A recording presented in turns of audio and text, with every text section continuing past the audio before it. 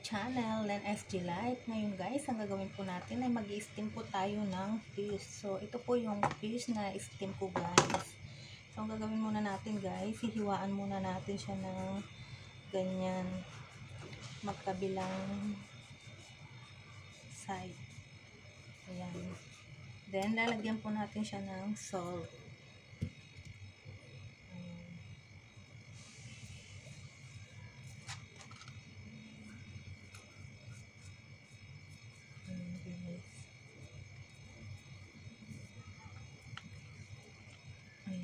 Para magkaroon po ng lasa yung fish na steam natin.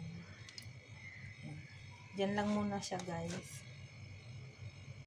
So, ito na po guys yung mga ingredients ng lulutuin kong steam fish. So, ang ingredients niya po guys, meron po tayong fish, meron po tayong coriander, meron po tayong ginger, meron po tayong mushroom, taupo,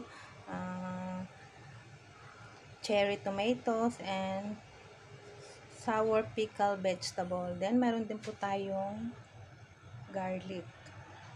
At meron din po tayong light soya sauce na nilagyan ko po ng sugar at ng white pepper. Then, ito po yung fish natin guys. So, ayan. So, ang gagawin ko po guys, steam ko po yan ng sama-sama. Steamin po natin siya ng 10 minutes. Ayan guys. At napakasarap po talaga ng steam fish na ito guys. Chinese style. Ayan. Chinese style po yung steam fish na gagawin ko ngayon guys. Ayan. So, ayan guys. Umpisahan na po natin yung paglalagay ng ingredients sa steam fish na gagawin ko ngayon guys. So, ang unang gagawin natin guys ay ilalagay po muna natin yung garlic. So, ayan guys. Ilalagay natin siya sa ibabaw. Ayan.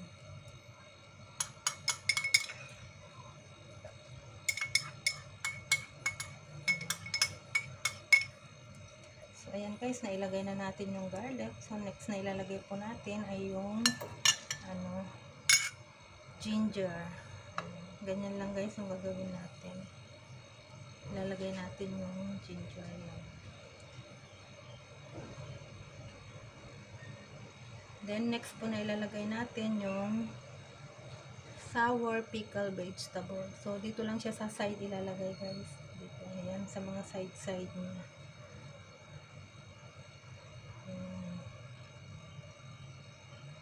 So, ganun din po tong mushroom guys. Sa side lang natin siya ilalagay.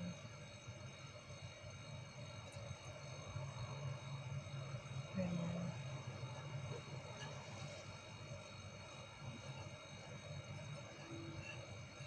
Ayan, nailagay na natin guys. Ganun din po yung cherry tomato. Lahat po ng ingredients guys, sa side lang natin siya ilalagay.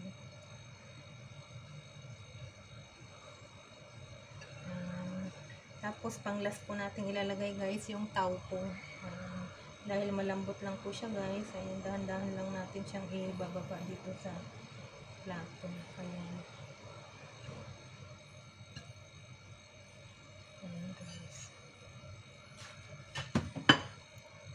Tapos yung next naman natin ilalagay guys, yung sauce na ginawa ko. Ito yung light soya na nilagyan ko po siya ng white pepper at ng konting sugar. So, ayan guys, ilalagay natin siya dyan.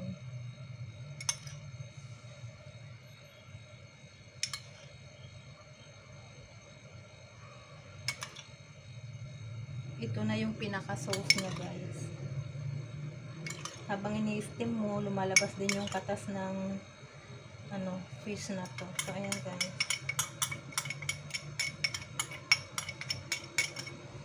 So, ayan, nailagay na natin guys. Tapos, ito naman guys, yung coriander. So, mamaya natin to ilalagay guys. So, medyo steam muna natin ito ng konti kasi medyo mabilis lang maluto tong dahon ng coriander. So, panghuli natin siya ilalagay guys. Pakukuluan muna natin. I-steam muna natin siya. Bali tong fish na ito guys, steam po natin siya ng 10 minutes. Then, ito po yung water na pag-i-steaman ko. Ayan guys. Ayan.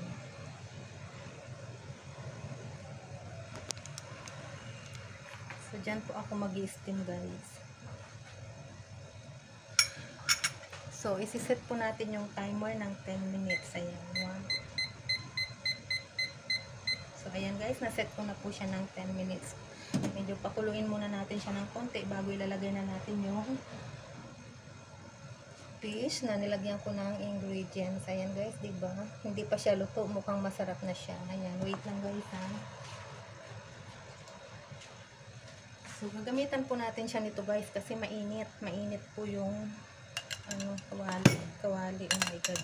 So, ayan guys, ilalagay na po natin. Ayan. Ayan na po. So, istimin muna natin siya ng 10 minutes at tatakpan muna natin siya guys. Ayan, nailagay na natin yung takip. Ilalagay na natin yung timer guys. Ipipress na natin. Ayan. 10 minutes po siya na steam guys. Then, mamaya, pag naka 5 minutes na po siya, ilalagay ko na po yung coriander. Ayan. Ito po yung isang nagpapasarap diyan sa steam fish na lulutuin ko guys. Ayan.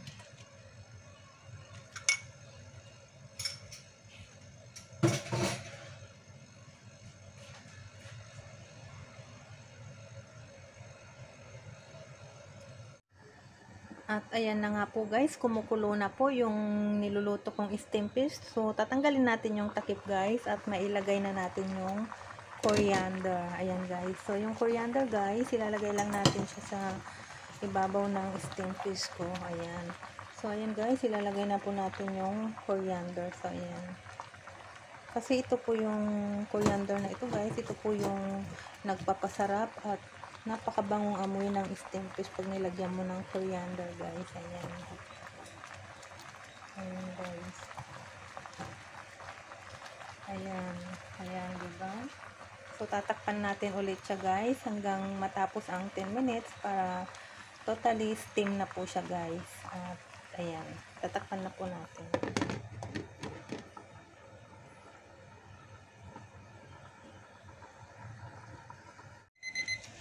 So, ayan guys, kung naririnig nyo, tumutunog na po yung timer ko. So, ibig sabihin, luto na po ang aking steam fish. So, ayan guys, i-off na natin yung timer. At i-check na po natin yung steam fish. So, ayan guys, okay na po siya. Ayan, luto na nga. Ayan. Ayan na po guys, ang aking steam fish. Ayan. Ayan guys. Diba? Mukhang masarap. Mukhang masarap. Masarap talaga guys. Ayan.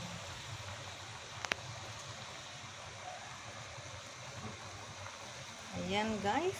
Pwede nang kainin. Ready to serve na po. Ayan.